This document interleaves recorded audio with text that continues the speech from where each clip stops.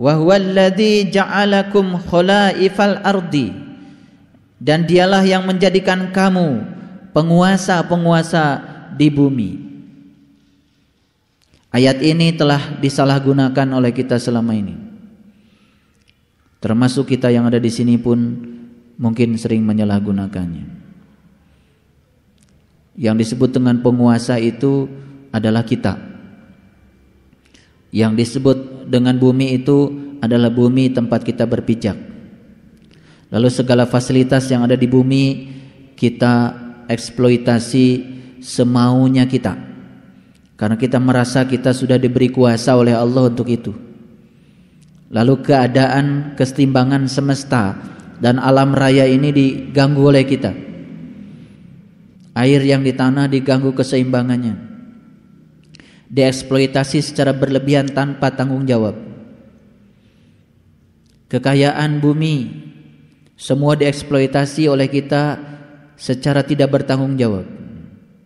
Hutan kita babat karena merasa kita yang berkuasa. Hewan-hewan yang di sekitar kita bunuh karena kita merasa yang berkuasa. Tolong diperhatikan, rusaknya semesta ini karena kita salah menerjemahkan ayat ini. Harusnya diterjemahkan dalam pengertian yang lebih pragmatis dan berorientasi kepada individu kita. Cobalah perhatikan diri kita saat ini. Inilah kita. Kita yang sesungguhnya adalah kita yang di dalam diri kita. Mana bumi kita? Inilah bumi kita. Inilah bumi kita. Kita adalah orang yang paling berkuasa atas diri kita sendiri. Ketika kita masih marah, berarti kita tidak berkuasa pada diri kita, karena kita masih terpengaruh dengan apa kata orang tentang diri kita. Ketika kita masih sakit hati, berarti kita belum bisa berkuasa pada diri kita sendiri, karena kita sedang menggadaikan diri kita menjadi orang lain. Artinya kita belum bisa menjadi penguasa di dalam diri kita sendiri. Jadi yang disebut dengan dialah yang menjadikan kamu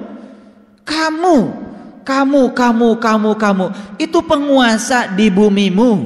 Kamu yang paling bertanggung jawab atas dirimu sendiri.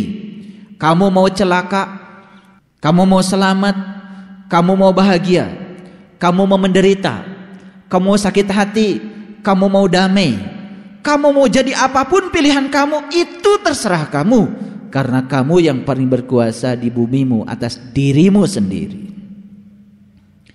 Kalau semua orang berkuasa dan mau menguasai dirinya dengan penuh sebagaimana yang Allah mau, refleksi dari penguasaan diri ke dalam itu yang menyebabkan akan terjadinya kedamaian di luar. Itu sebabnya mengubah semesta ini tidak perlu keluar. Satu-satu cara yang paling ajaib untuk mengubah semesta ini adalah masing-masing orang mengubah dirinya sendiri ke dalam. Maka semesta ini akan luar biasa. Bagaimana cara mendamaikan semesta ini? Gampang sekali. Damaikan diri-diri kita semuanya ke dalam. Dan kedamaian yang kita lakukan ke dalam itu yang akan mewabah keluar. Jadi sebetulnya kedamaian di luar sangat bergantung kepada kedamaian di dalam diri setiap individu. Jadi kalau begitu kesimpulannya, ketidakdamaian yang di luar itu adalah produk dari apa? Dari ketidakdamaian individu-individu yang di dalam. Gara-gara apa? Gara-gara kita belum bisa menjadi penguasa atas diri kita masing-masing. Aneh kita ini memang. Kita ingin bahagia, tetapi kita sering menggantungkan diri kita kepada yang di luar diri kita. Kita paksa orang lain agar mengikuti selera kita. Kita paksa orang lain agar mengikuti segala keinginan kita. Lalu bahagianya bahagia yang semu, karena bahagianya bergantung pada yang di luar diri kita. Ketika orang lain melakukan tindakan seperti yang kita mau, baru bahagia. Itu bahagia yang semu, karena bahagianya ya di luar. Artinya kita tidak sedang menjadi penguasa atas diri kita sendiri. Kita sedang dikuasa oleh kekuatan yang di luar diri kita sendiri. Terasa kalau kita selama ini menyalahgunakan ayat ini. Iya. Karena pengertian khalifah itu terlalu luas. Lalu khalifah itu katanya manusia. Lalu manusia menjadi semena-mena pada semesta. Binatang kita bunuh, pohon kita tebang, semua keseimbangan alam ini kita ganggu karena kita merasa berkuasa, merasa menjadi wakil Tuhan yang pengasih dan penyayang. Kalau kita wakil Tuhan yang pengasih dan penyayang, mestinya kita itu harus pengasih dan penyayang sebagaimana Tuhan mengasihi kita dengan penuh kasih dan sayang. Makanya Tuhan bilang di Quran, wa ahsin kama ahsanallahu ilaika, berbuat baiklah kamu sebagaimana aku berbuat baik kepadamu. Allah anugerahkan hutan yang lebat. Harusnya kita juga harus bisa lebih melebatkan lagi hutan itu, bukan membabatnya. Kalaupun kita menggunakannya untuk kepentingan hidup kita, kita segera menggantinya. Menjaga keseimbangan alam, itulah wakil Allah yang pengasih dan penyayang. Aneh, setiap hari kita baca bismillah atas nama Allah yang maha pengasih dan penyayang, tapi tindakan kita tidak sedang mewakili Dia yang pengasih dan penyayang. Kita sedang mewakili hawa nafsu kita yang tidak pernah kasih dan tidak pernah sayang, mengeksploitasi semesta ini sesuka kita, dan kita tidak pernah menjadi khalifah di bumi kecil kita. Akibatnya kita pun tidak pernah menjadi khalifah di bumi besar kita. Teruskan, Dia meninggikan sebagian kamu atas sebagian yang lain beberapa derajat. Kalau begitu, ayat ini memberikan satu statement yang luar biasa. Kalau kamu ingin ditinggikan derajatnya beberapa derajat dari sebagian yang lain, maka tugasmu yang paling utama adalah kamu harus menjadi penguasa di bumi kecilmu. Ayo, sekarang saya praktekkan. Ketika kita sudah bisa berkuasa di bumi kecil ini, sayalah yang paling bertanggung jawab atas diri saya. Tak akan ada yang bisa menolong saya kecuali saya sendiri. Tidak ada yang bisa menghinakan saya kecuali saya mengizinkannya, dan tidak ada yang meninggikan derajat saya kecuali saya mengupayakannya. Hari ini, saat ini saya putuskan bahwa saya adalah saya. Saya tidak boleh bahagia bergantung pada yang di luar diri saya. Kondisi keseimbangan batin saya tidak boleh digantungkan pada yang di luar diri saya. Ketika ada yang masuk pada dalam diri saya berkuasa untuk mengolahnya. Ketika ada kemarahan pada diri saya berkuasa untuk mengolahnya. Ketika kita sedang mengizinkan diri kita marah karena kemarahan orang lain, sebetulnya kita sedang mengizinkan diri kita dikuasai oleh pihak di luar diri kita. Kapan kita akan menjadi tentram dan bahagia kalau selamanya hidup seperti itu? Maka sekarang putuskan, saya adalah khalifah di bumi kecil saya. Saya akan ciptakan perdamaian di bumi kecil ini, dan saya tidak akan pernah mengizinkan serangan-serangan dari luar masuk ke dalam diri saya. Saya tak akan pernah mengizinkan sampah-sampah yang dari luar mengalir lewat sungai-sungai yang ada di kepala saya. Saya hanya mengizinkan yang baik-baik saja, dan saya hanya mengizinkan pikiran saya berpikir yang baik-baik saja. Saya tak mengizinkan mulut saya berkata-kata yang kotor, hanya mengizinkan mulut saya berkata yang baik-baik saja. Mari kita sekarang bertekad untuk menjadi penguasa di dalam diri kita sendiri. Ambillah jalan terbaik yang Allah sudah berikan kepada kita, jalan spiritual. Biarkan sepenuhnya kita berada di jalan rohani, dan jangan takut dengan segala apa yang akan terjadi dengan pilihan kita, karena imbalannya sangat menakjubkan. Nabi Muhammad meninggalkan dunia ini, tidak pernah ada dalam sejarah beliau membagi-bagikan harta waris, dan hampir tidak disebut dalam sejarah anak cucunya Nabi membagikan harta waris peninggalan Nabi. Tapi beliau telah meninggalkan suatu keteladanan yang luar biasa, hanya bisa dilihat oleh mereka yang punya mata batin. Mereka yang melihat Nabi dari sisi mata lahir mungkin melihat Nabi sebagai yang sengsara, tetapi mereka yang melihat Nabi dari sisi mata batin, Nabi telah mendapatkan imbalan yang luar biasa atas pilihan hidupnya membiarkan dirinya di jalan ruhani sepenuhnya. Itu sebabnya ketika kita sudah menjadi khalifah fil ard, menjadi khalifah di bumi kecil ini, dan kita mengambil satu pilihan bahwa saya akan membiarkan diri saya sepenuhnya di jalan ruhani, semua yang terjadi di dalam kehidupan kita akan dijustifikasi dari sisi rohani.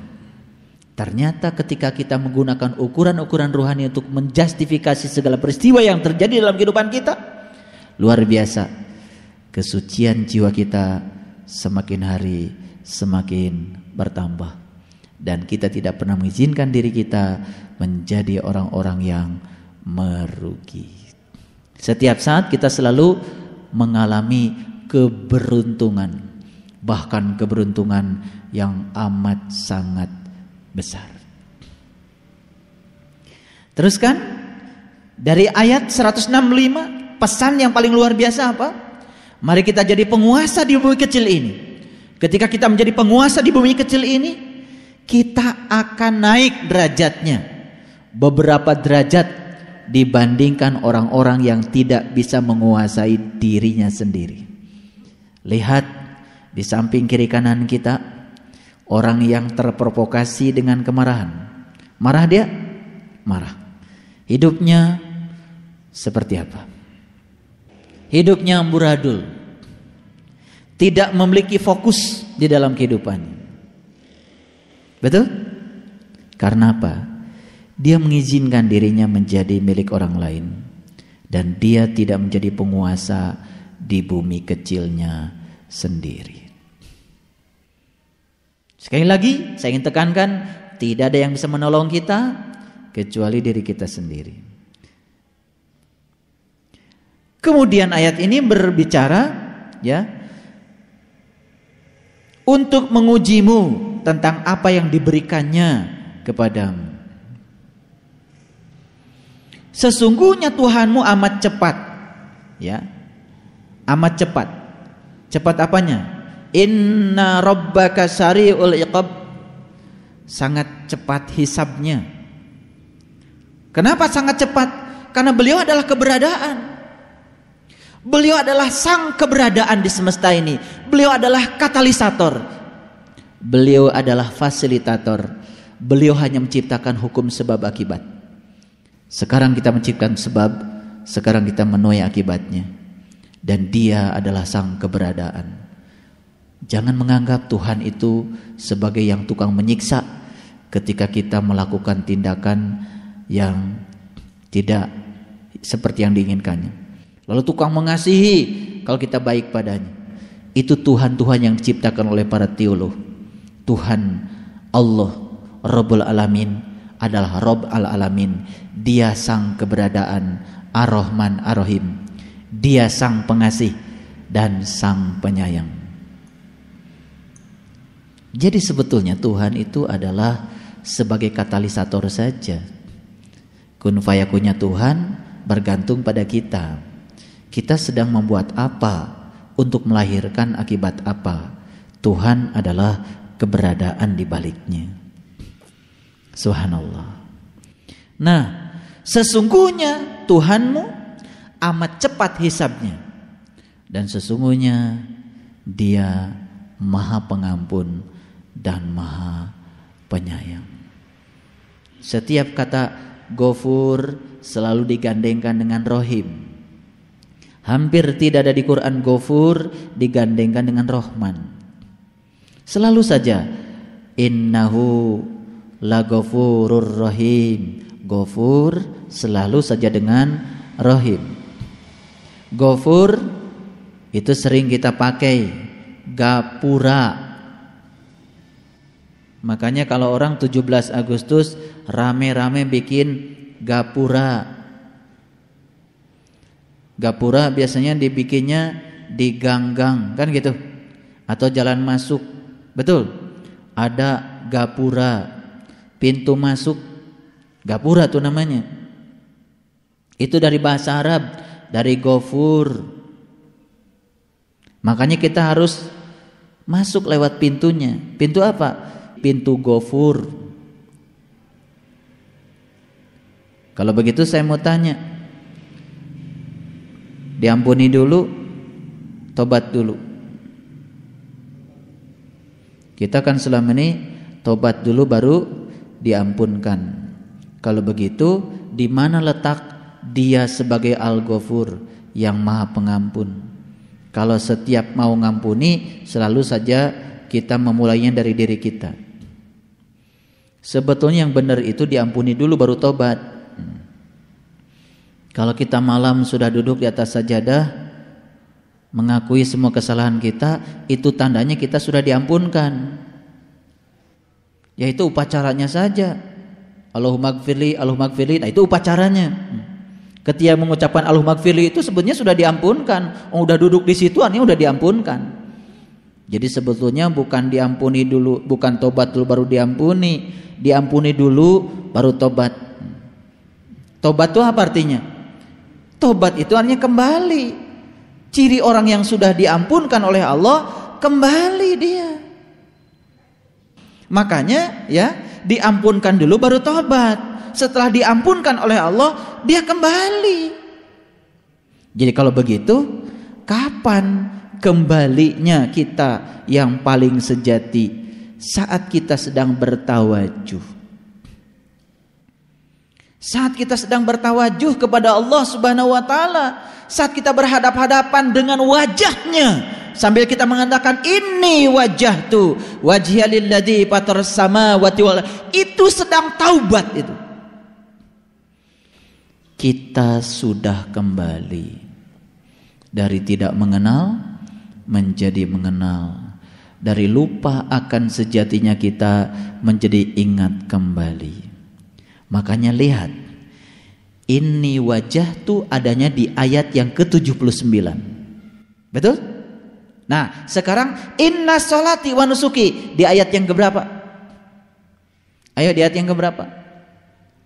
Di ayat 162. Sudah ketemu? Ayo, 162. Ayo baca. Qul inna sholati wa nusuki wa mahyaya wa mamati lillahi rabbil alamin la syarikalak. Betul? Wa bidzalika umirtu wa ana awalul muslimin. Subhanallah. Hitung sama Bapak Ibu. Dari ayat 79 sampai ayat 162, berapa ayat yang dilewat? Berapa?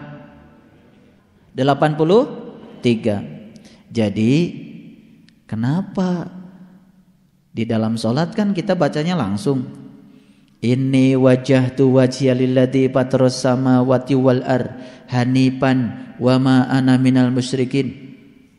Teruskan kan inna sholati wa nusuki. Di sholat langsung, tetapi di dalam perjalanan spiritualnya enggak langsung. 79 dulu. Lewati dulu ayat 80, 81, 82, 83, terus sampai ayat 162 baru kita ngomong lagi inna sholati. Ngapalin doa sholat memang paling gampang. Setelah ini wajah tuh langsung inna sholati. Betul enggak? Betul enggak? Tetapi untuk bisa mengalami inna sholati wa nusuki, lewati dulu ayat 80 sampai ayat 161. Sudah dibaca itu?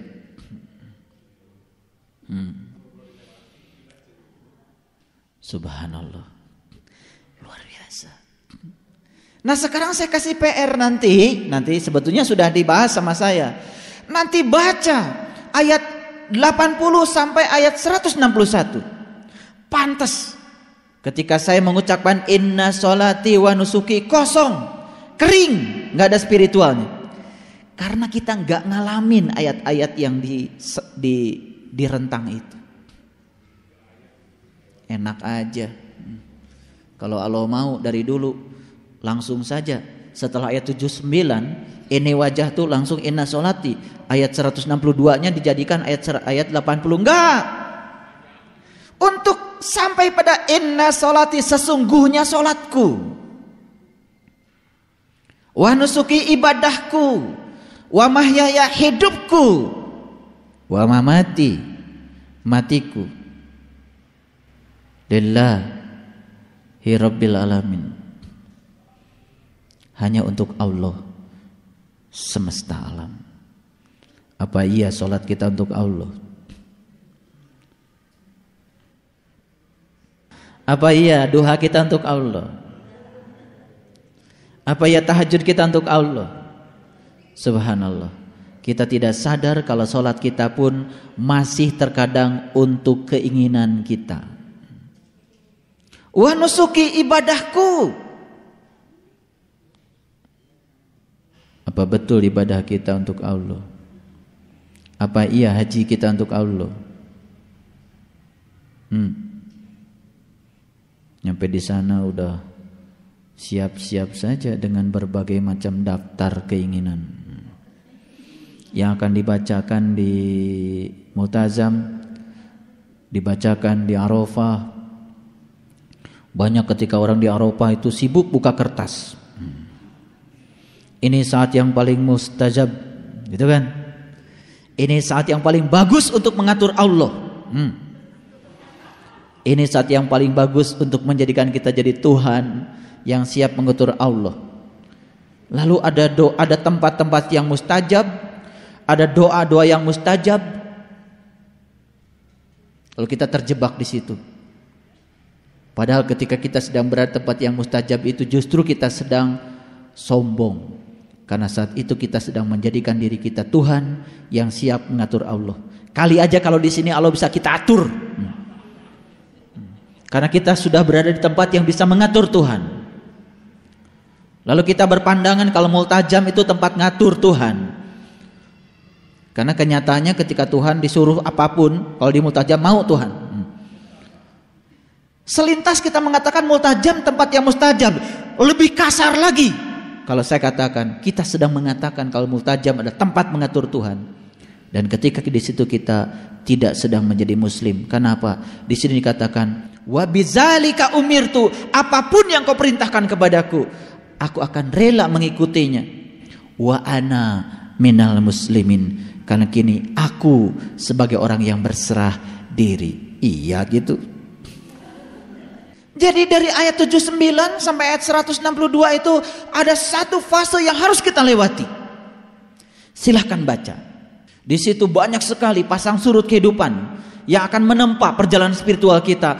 Enggak otomatis setelah kita mengatakan ini wajah tuh langsung inna sholati. Tidak. Jadi menyempurnakan ruhaniyahnya sholat itu memang tidak semudah membalikkan telapak tangan. Mereka yang diajarin gini saja sama saya belum tentu lulus, apalagi yang gak belajar sama sekali. Ayo jujur saja. Baca ini wajah tuh dari Quran atau dari buku bacaan?